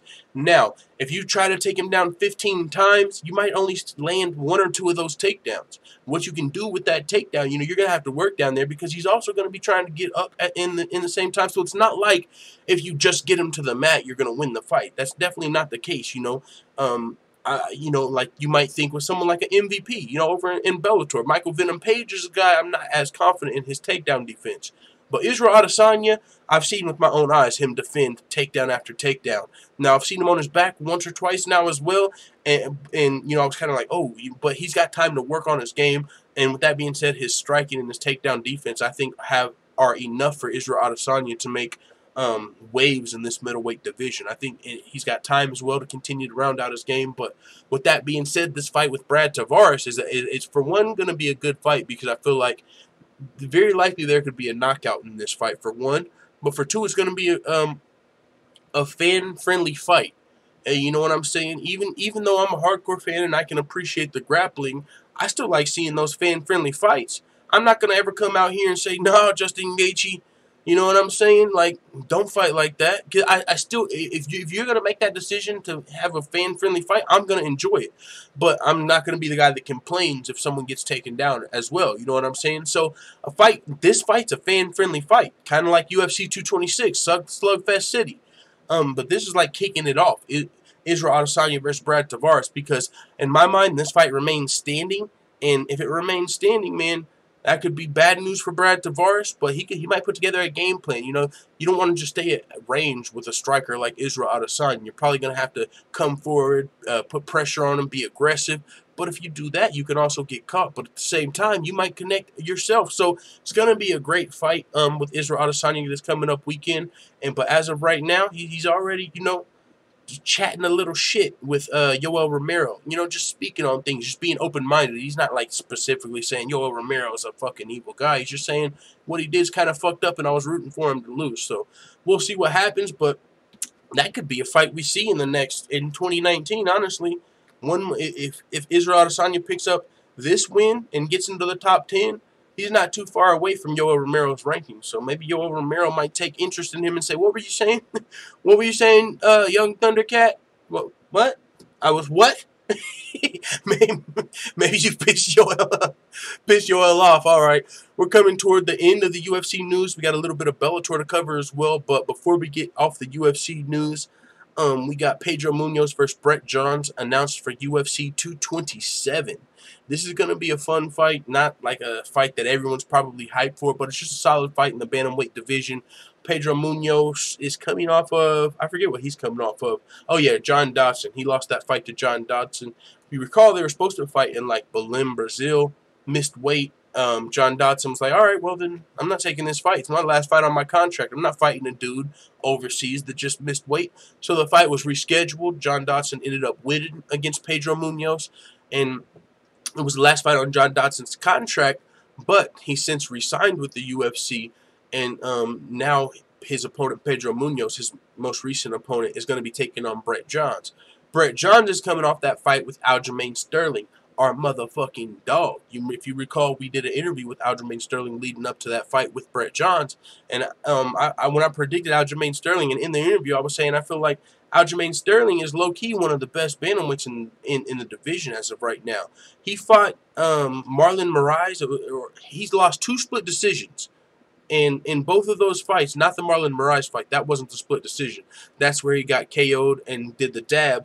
But Marlon Moraes came out and was like, I didn't even think I was about to knock him out with that. Like, I was going to throw a kick, and the way things happened, my knee connected with his face, and he was out of there. But just being honest, that wasn't even what I was going for. So, you know, that was a little bit of a mistake. And I think that's the type of mistake that's kind of going to happen for Brian Ortega in this Max Holloway fight. You know, it's going to have to kind of be him making the mistake, you know, and not really, it's not going to be like Brian Ortega can just come in there and say, I'm going to finish you. You know, Max Holloway's gonna have to slip up for that. But either way though, let me get to these rankings. Let's see. These bantamweight rankings right here. Aljamain Sterling, just real fast. I know this isn't the everyone's. I just want to see his 2 split decision losses. I know one of them was to Rafael Assunção, and if you look at this, look at the stats on this, and this is what I was kind of saying with John Dodson as well. If some of these split decisions would have went his way, kind of like the butterfly effect shit we were talking about earlier, a lot of stuff is different. If John Dodson didn't lose those 2 split decisions at bantamweight, he's like 5-0 right now, and he's already got a win over the champion. John Dodson could be fighting for a title, but he lost some split decisions and fights that he might have even won, a lot of people felt like. So, sucks to be you know what I'm saying, because the judges didn't see it your way. And that was kind of going on here with Aljamain Sterling before that Marlon Moraes fight. He was even fighting beast up here. I mean, what he did to Renan Barão was phenomenal, Aljamain Sterling. But when he fought Rafael Assunção, I mean, just look at this. If you just, and clearly it doesn't tell the entire story of the fight, but neither fighter scored takedowns. And so if you're just looking at the fight metrics, he outstruck Rafael Assunção. But if you were watching the fight, it's like Aljamain was landing a lot of kicks. You know, he was more kick heavy, which that's not a fucking bad strategy at all. You see a lot of people keep their range with kicks. We just saw Robert Whittaker doing it to Yoel Romero. I mean, we can go all the way back to Royce Gracie at UFC 1 with his oblique kicks. But I'm saying kicks, and especially Aljamain Sterling, he's got some pretty powerful kicks as well. But a lot of the strikes he was landing were some of those kicks. And then he lost a split decision. And I remember he did an interview after the fight like, I don't know what to do. I guess I got to change my style and go become more of a boxer than a kickboxer, because it feels like the judges weren't rewarding me for my kicks. Like, my kicks weren't registering for the judges because I outstruck him, but I guess it was my kick-heavy attack. And it's like, I don't even know if that's the case, you know. I mean, it's just what the judges are looking for that night, you know, because he lost 2 split decisions in a row, and that's what really sucks, right? When you lose 2 split decisions in a row, because now you lose all that momentum and whatnot. But he recovered well from that Rafael Assunção split decision and stuff like that, and bounced back, won over Augusto Mendes, Renan Barão, then that lost to Marlon Moraes. But most recently, Brett Johns, though. That was a fight. Brett Johns is a very talented grappler. He got that calf slicer over Joe Soto. I remember that was very impressive in that first round. But, you know, that wasn't just like a dominant performance. That was early in the fight. We really didn't get to see a lot. So, either way, Brett Johns versus Pedro Munoz, that's going to be a fun fight. Also at UFC 227. Moving on, right outside the UFC, Nick Newell, Dana White's Tuesday Night Contender Series, which we're going to be watching in a little bit, actually. But Nick Newell's not on tonight. I believe he might be like next Tuesday. Nick Newell, one-armed fighter, getting a shot at Dana White's Tuesday Night Contender Series coming through. He's going to be looking to earn that UFC contract, you know, as Valentina Shevchenko, Greg Hardy, and some of the other fighters that have came through Dana White's Tuesday Night Contender Series. But now Nick Newell actually has an opponent. Before he didn't, but it looks like he's going to be taking on Alex Munoz. Nick Newell is 14-1 as a pro. His only pro loss comes to Justin Gaethje. Now he's going to be taking on Alex Munoz, who's 4-0. Alex Munoz, I believe, trains with Team Alpha Male. He's not going to be a fucking pushover by any means. You know what I'm saying? This is going to be a good fight. But Nick Newell definitely has a shot. And this, to me, is kind of interesting because, for one, Nick Newell has, you know, getting into the UFC, that's going to be another topic for another day because there's some killers in the UFC. You know, it's not like this is the Bellator Contender Series where if you win, you get your shot in Bellator. Because in my mind, just, you know, people were kind of looking at CM Punk as like, you know, circus and stuff like that, and Greg Hardy and all of these things. And with me, that to me, this really kind of feels that way. I know Nick Newell has 14 wins. He's got some submissions, and he's also responded to a lot of the critics. Like, yeah, I can block a head kick. Look, you know, and blocked it with this little joint. And when I say joint, I call everything a joint. I didn't mean like his joint. That sounds a lot worse. I meant his arm. I didn't mean joint. But either way, what I'm saying is, the UFC is the highest level. Bellator is the B League, and they're starting to get some killers. I'm telling you right now, Bellator's lightweight division. It's got some talent over there. Of course, everyone knows Michael Chandler. You got Brent Primus over there, and just other guys. I believe Juan Archuleta's coming up in the lightweight division. Like, Bellator's got their own stable of lightweights.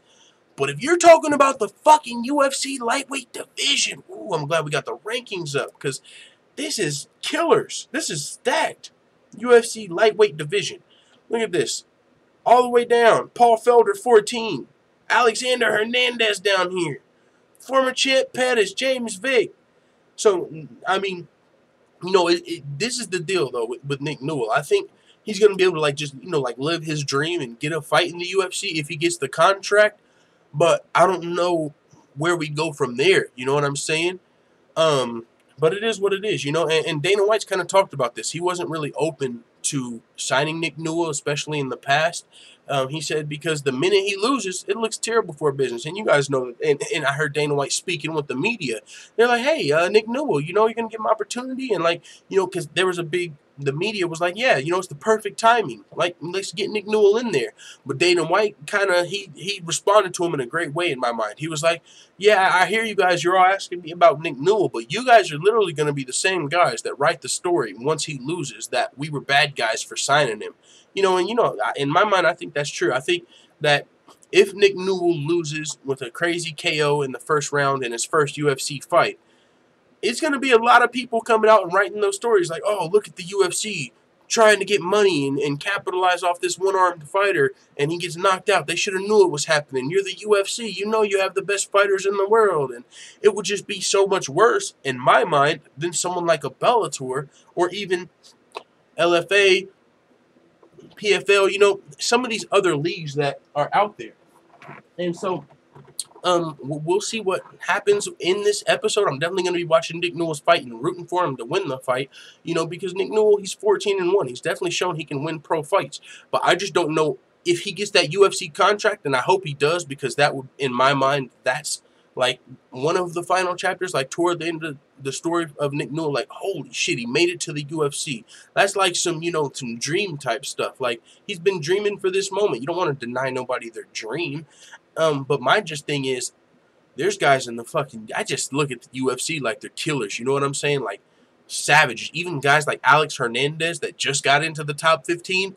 The UFC's lightweight division might be their most stacked division. And with that being said, this could be, that could be a Shark Tank for Nick Newell. You know what I'm saying? So we'll see what happens. But I'm going to be watching his Contender Series fight. And he is 14-1. Now, another thing I don't think people talk about enough, and maybe that's why I lose subscribers, like, you know what I'm saying? Because I talk about a lot of shit just freely.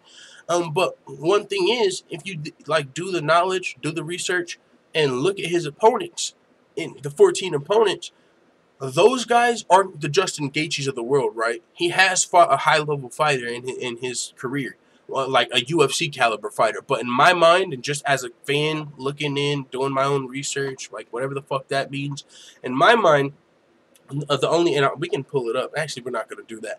But whenever I did do the research, the only UFC caliber fighter that I really saw that had fought in the UFC or was even like undefeated on the way to the UFC was Justin Gaethje. And that's the only fight Nick Newell lost. And I believe he actually got TKO'd in that fight. It might have been a finish if I'm not mistaken. And so it's like, I still don't know if he can beat UFC guys. If he beats Alex Munoz in Dana White's Tuesday Night Contender Series, he's 4-0.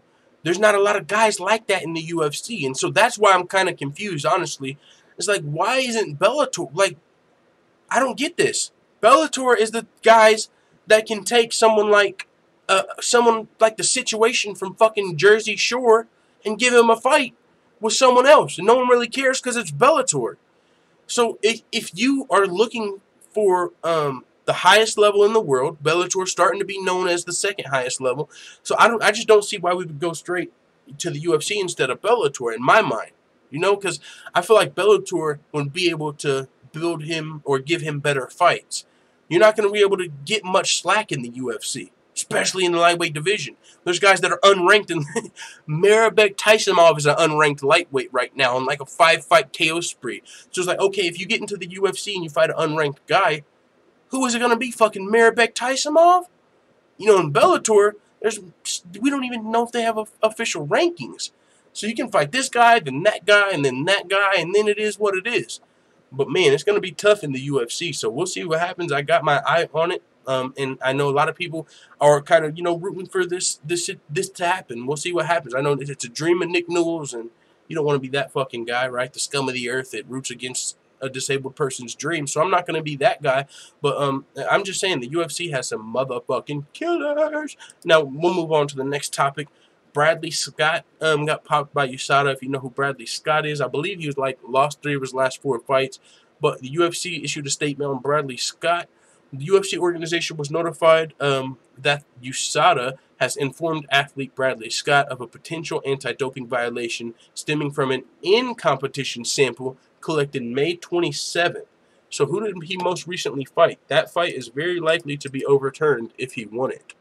Bradley Scott MMA. Let's see who he fought in his last fight. Because if he won the fight and it was... Oh, he lost. Damn.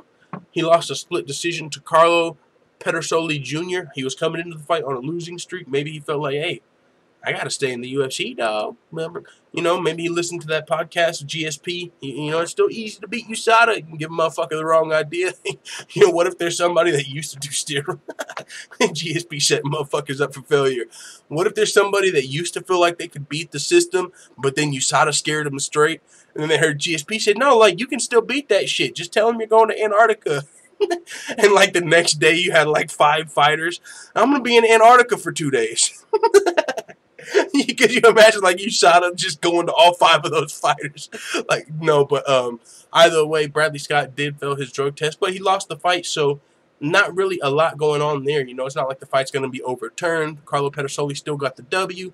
He's just probably looking at a little bit of a suspension. Now we're getting into Bellator news. The MMA Thinker said, you block me. Hi, full-time. Who are you, brother? I don't think I blocked you. What's up, man? I'm not blocking motherfuckers. I'm telling y'all, there's like, and maybe it's just, maybe I'm crazy, but and I know it happened once because somebody came and they was like, yo, I ain't been able to find your channel searching in the bars, nothing. And it's someone we talked about, Gary Kendrick Jr. I was like, you think I would fucking block that dude? And so if you're somebody that's been rocking with the family and you got blocked, that could have been some type of hack job. I don't know what the fuck's going on there. You know what I'm saying? But other than that, yeah, I don't think I did. Arpit Singh, I don't know, man. Let me see. Yeah, I'm gonna have to check after the live stream. I'll check it out. I'm gonna have to check that out because I'm telling you, my shit got hacked. I've been leaving that in the comments. Like, there's some trolls and shit. Now and later in the building said, if he gets super grip rubber prosthetic, he's good. That would be interesting. A prosthetic, like, you know, but that would kind of be unfair for the other fighters. If you, you got like a fucking metal arm like Jax. Is that his name from Mortal Kombat? Y'all know who I'm talking about? The black dude with the metal arm. Was his name Jax? I think it was. You imagine that motherfucker? Boom! Like Nick Newell coming in that bitch like Jax. Ooh, you got some shit on your hands, boy. Let Nick Newell get that Jax special, bro. He's coming in and tearing motherfuckers' domes off. Dan from Oregon in the building. What's up, brother? He said he could be a hype job with shitty wrestling. Could look a lot like Conor versus Nate. What else we got? That's right, Given. 22 Games said, yo, Arpit, where you been? Yeah, so I'm going to have to check, man. That's crazy. There's other people. Arnold with the burner. Arpit with the burner accounts. Jax Briggs. Hey, I'll check it after the show. Now and later said, yeah, Israel didn't look good in his last fight. Couldn't beat his kickboxing rival. Lost 3 times to him. Okay, I didn't see like all of his kickboxing fights, but I know just his kickboxing skills, and that's interesting. I'm gonna have to look into that. He lost to the same person 3 times in kickboxing. That would be kind of crazy. But I do know he put a lot of time in kickboxing, and there's probably a guy that's and you can imagine this too. If you're Israel Adesanya and you're a kickboxer, but you're kind of thinking about the UFC, maybe you started training a little wrestling, just a little bit. Maybe you started training just a little bit of jiu-jitsu. But the second you take your mind off of being a pure kickboxer, you're probably going to start slacking in kickboxing because you're probably going to be fighting somebody that's doing nothing but kickboxing. They don't give a fuck about the UFC. They just want to kickbox your motherfucking ass. And you could lose if you're trying to be an MMA fighter and you're still trying to kickbox over there. So But Israel Adesanya, though, if he lost to the same guy in kickboxing 3 different times, then that would be interesting. And, you know, that you still are already weary about his ground game. But he does have great defensive wrestling, as I was saying earlier. He said, prove it. Anyone can say they're armpit, but only true armpit would go to the hangout, though, stamina. I got to get the staminas back. The staminas. I gotta get that Google Hangout back. But with that being said, let's move to these Bellator topics before we get out of here for the day, because Dana White's Tuesday Night Contender Series is on in about 30 minutes. So Bellator 202 fight card rumors. Man, that's crazy. There's a lot of crazy shit going on with this YouTube, man. I don't know if it's because I'm a smaller channel, you know what I'm saying? And I don't know what's going on, but it seems like I've been having a lot of stuff going on with the channel lately. Like, and you can even kind of pay attention, and maybe it's just some people like, fuck full time, I'm unsubscribing today. But I've noticed this on other channels, a lot of the smaller channels, and maybe it's, I don't know what it is, but a lot of smaller channels are going through the same shit. If you watch a lot of YouTube channels, you probably have heard this. People ain't getting notifications. There's people, and you might not be keeping up with the live sub counts, but it seems like whenever you're watching the show, a lot of the times it'll like drop like once, like I don't know however often, but it could just be people hitting that unsubscribe, you know what I'm saying? But on top of that, we've had the trolls dealing with the channel, so there's just a lot of fucking weird stuff going on with YouTube. And I've noticed it's not just my channel, there's a lot of other smaller channels you go to, like, hey man, for some reason none of y'all, some of you guys get notification bells some of the times. Some people don't get notifications. Like, it's really weird how that whole situation works. But wouldn't it be fucking amazing if everyone just got the notification? Like, when we went live, when we made a video. Like, I mean, you know what I'm saying? I would think, and for me, I know it might get a little annoying because I make so much videos, so people might even actually turn the notifications off. But that everyone doesn't make that many videos, and this happens to a lot of other channels that if you listen to smaller channels. Now, I don't know, and that's just been kind of a thing going on with YouTube lately. Like, ever since year ago, a couple years ago, the smaller creator isn't really, the smaller content creators aren't their focus.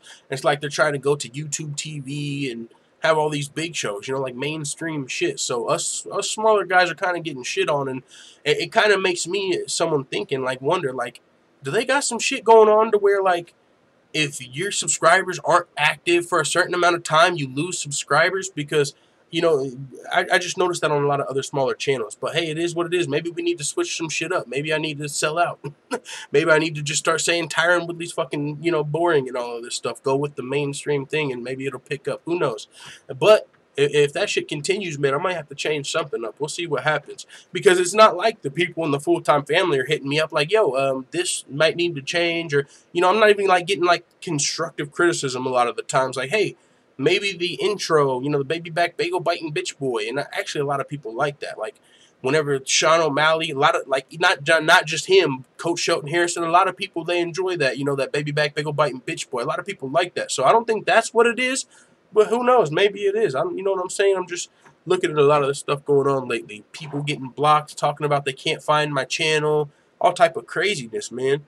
The 22 Game said it might be a YouTube issue, and it might be. And that almost sounds like a conspiracy, though. I don't fucking want to turn into a conspiracy theorist channel because it doesn't even fucking matter. Every time conspiracy theorists just get labeled as conspiracy theorists and no one takes them seriously.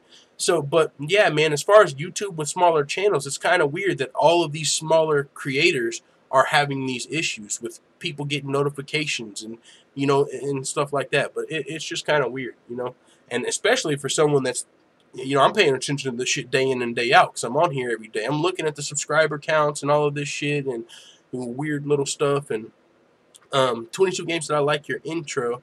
Unemployed Mario Yamasaki says, your moderators are on funny shit. I don't know. I took a lot of the moderators away. There's only a couple moderators left. You know what I'm saying? So moderators can't block you from the channel. All they can do is time you out from a live chat. They can't block you from a channel. It's got to be someone actually into my account, like logged into my account, blocking people. And I've changed my password, and this is fucking small content creator YouTube bullshit, or YouTube is kind of fucking over smaller content. They got algorithms for all type of shit. Maybe there's one, hey, all these fucking smaller content creators, or just anybody, not even just smaller content creators. But if maybe an account has been inactive or something for a certain amount of time, they automatically unsubscribe them or something. I'm not sure, man, but there's a lot of weird stuff going on, and I've seen it on other channels. But it is what it is. All we can do is keep grinding. That's literally all we can do. You know what I'm saying? Put our head down and keep grinding. It's not like you can send YouTube a message, you know. But with that being said, let's talk a little Bellator before we get out of here. Man, notification has been getting enough, man. It's bullshit. Yeah, the notification crap is crazy. But Bellator 202 is going to be the next fight card, July 13th, so 10 days from now. So that's looks like it's going to be next Friday in Thackerville. Where's Thackerville? Is that like Oklahoma? But it's going to be headlined by Bud versus Nogueira. Okay, okay. Well, we got, who is that? Bellator Flyweights? Is that what this is? I don't know a lot about. Well, no, Talita Nogueira, she sounds familiar, but I know I'm thinking of Talita Bernardo. Okay, but Julia Budd, I definitely think she's a flyweight. Yeah, 145 pounds. So Bellator's going to have their 145 pounds. Is this in Oklahoma, bro? Bro, if there's an event like in Oklahoma or some shit, Windstar, yeah, Thackerville, Oklahoma. Y'all, I cannot fucking wait, like, until 2 years from now or something. We're going to be at these events. I want to go to a live show so bad, especially, like, one like this that's close to me. Lincoln's not too far away. Like, eventually, bro, we're going to have, like, a sponsor. We're going to be able to, like, go to these events fucking, like, hey, that would be super cool. But we're not going to get too ahead of ourselves because right now YouTube's still fucking over small content creators. But let's continue. Looking at the card, Bellator 202. We've also got Eduardo Dantas versus Michael McDonald. When I first saw that low-key, I was like, what, Dantas versus Rory? What's going on? But the other McDonald, not the McDonald without the A. Eduardo Dantas versus Michael McDonald. That's a fun fight for sure. I believe that's going on in their featherweight division or bantamweight. I think Dantas is a bantamweight, if I'm not mistaken. Chris Honeycutt versus Leo Liti. Emily Ducote, I was about to say I'm not interested in the undercard. Usually, I really only pay attention to the Bellator main cards. But then here the fuck we are. We got Gerald Harris, Emily Ducote. There's actually some fucking names I know on here. Okay, Gerald Harris is fighting. You might remember him. He's got a couple slam KOs, I know, but his last fight was short notice, I believe, against Rafael Lovato Jr. I think he got submitted, but still, Gerald Harris is a guy that definitely has potential to knock a dude out in emphatic fashion and make SportsCenter type shit, like slam, like you know how Felly and Charles Bennett like spun that dude around and slammed him against the cage. That's the type of stuff that Gerald Harris be doing. And then you got Emily Ducote. She's fought for the Bellator bantamweight title, flyweight title. She fought Ilima-Lei McFarland. She fought the girl that just fought Alima, I believe. No, not Alejandra Lara. But yeah, Emily Ducote, she's one of those strawweights over in Bellator that's actually fought for the title. She fought in the inaugural title fight and stuff like that. So that's another Bellator name that I kind of recognize. So Bellator 202, I have to make sure to keep that in mind. We've also got Ilima-Lei McFarland. Speaking of the Bellator flyweight female champion, she's asking this question. Why would I go to the UFC? And this is one where I really wish we had the fucking panel. Like, you know, yeah, that's a great question, Ilima-Lei. Why would you go to the UFC? I mean, now they've got a strawweight division. I mean, now, if this is just any other fighter, if this is just a fighter asking the question, why would I go to the UFC? The answer might be because you want to fight the best fighters in the world, especially in this division, right? 125 pounds. The UFC just opened that division, and you got girls like Valentina and Antonina Shevchenko and Jessica Ai over there, girls that have been waiting for this division to open up.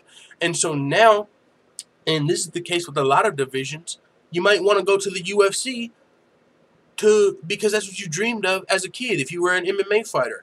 A lot of the fighters coming up, even the fucking Bellator champions, had the goal of being in the UFC at some point. Now, if you're just doing this to feed your family, you might be content at Bellator, you know, kind of like on some Demetrius Johnson shit. You might not just be thirsting to be one of the biggest stars with the best legacy ever. You might just want to consistently feed your family. I'm going to defend my title, make this money, defend my title, make this money. You might not care if people think you're the best flyweight in the world. But if you do want to be the best flyweight in the world, that's why you would go to the UFC. Because in the meantime, in between time, I'm going to watch Ilima-Lei McFarland's fights and all, and I hear you and all, but Valentina Shevchenko is the greatest female flyweight of all time, and she ain't even a champion yet. But I'm telling you, it's Valentina time in the flyweight division. And then maybe if she wins the belt, she wants to fight Amanda Nunes a third time and gives the belt to her sister. But what I'm saying is that's why I would think you would want to fight in the UFC, is to show everyone you're the best. Now maybe you don't, and to be fair, that's kind of signing yourself up for an ass whooping, I might say, because just because you go to the UFC don't mean you're going to beat Valentina. And to be honest, there's probably like a 5% chance in my mind that she beats Valentina Shevchenko. She would have to submit Valentina, but good luck with that. Leigh McFarland is undefeated, 8-0, 7 of those fights in Bellator, and now she's the Bellator flyweight champion. But of all of her opponents, I don't think any of them could sniff Valentina's, I would say, jockstrap, but they don't wear them. Could sniff her, you know what I'm saying? Could sniff her uniform. Like, none of them are competing with Valentina Shevchenko.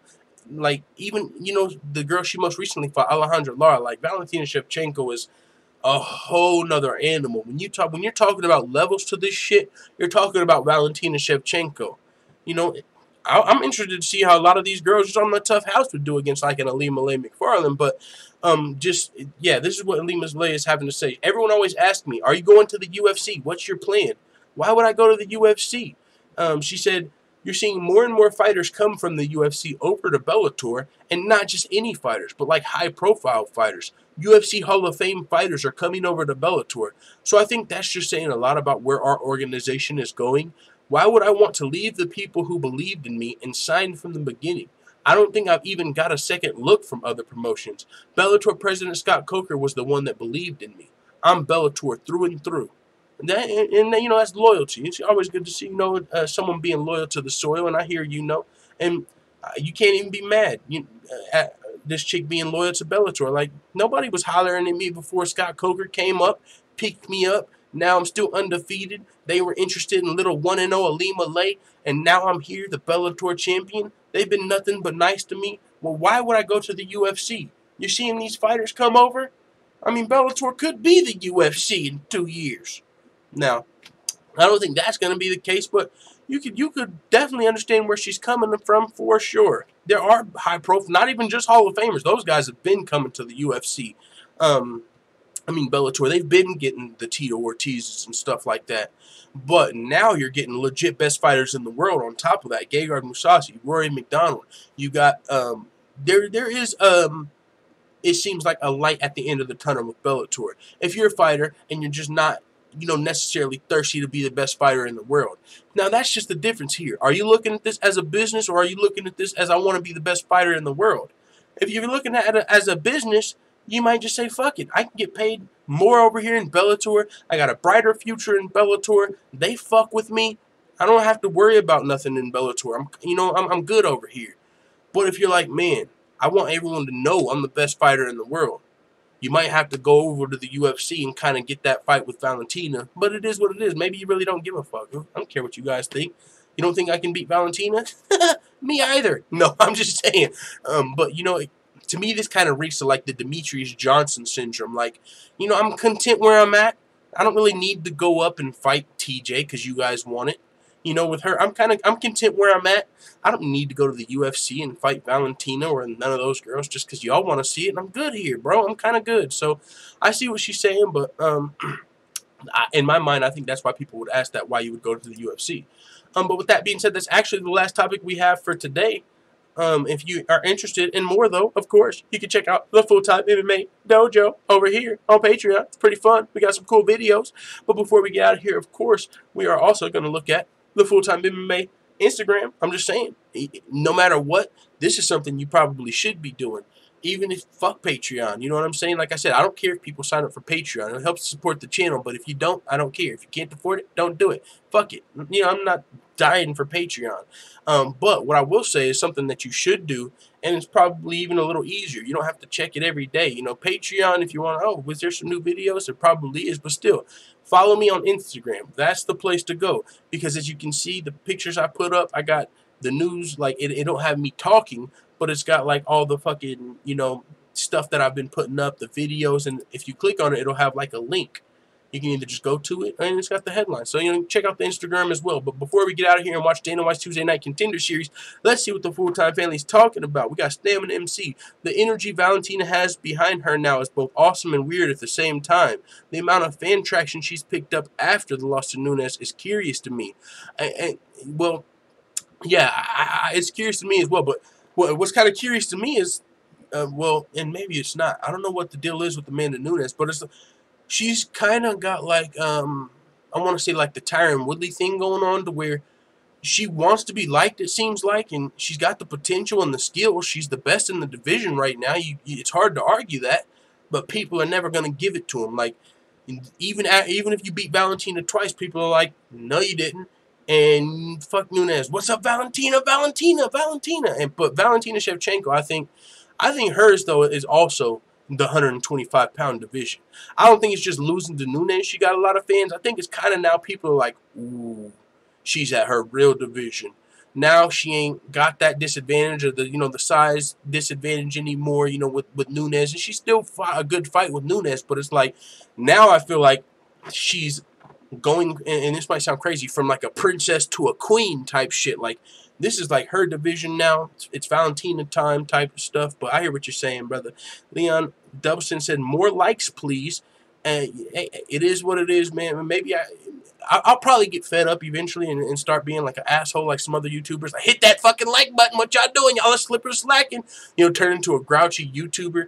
Because, there's only so, well, maybe not. There's only so long you can like, and maybe not. Maybe you could always remain positive. But in my mind, I'm like, eventually I could see someone getting fed up with the shit. That's why I kind of slowed. I don't want to get burnt out on it like fucking every day, 12 hours a day, like I did a lot of the times. Like I wake up 10 in the morning, I'm starting to make thumbnails, then I fucking record them, 2-3 hours later. Like, I put a lot of work into it. So whenever I see stuff changing or people getting blocked randomly or the subscriber count dropping, it's kind of discouraging. You know what I'm saying?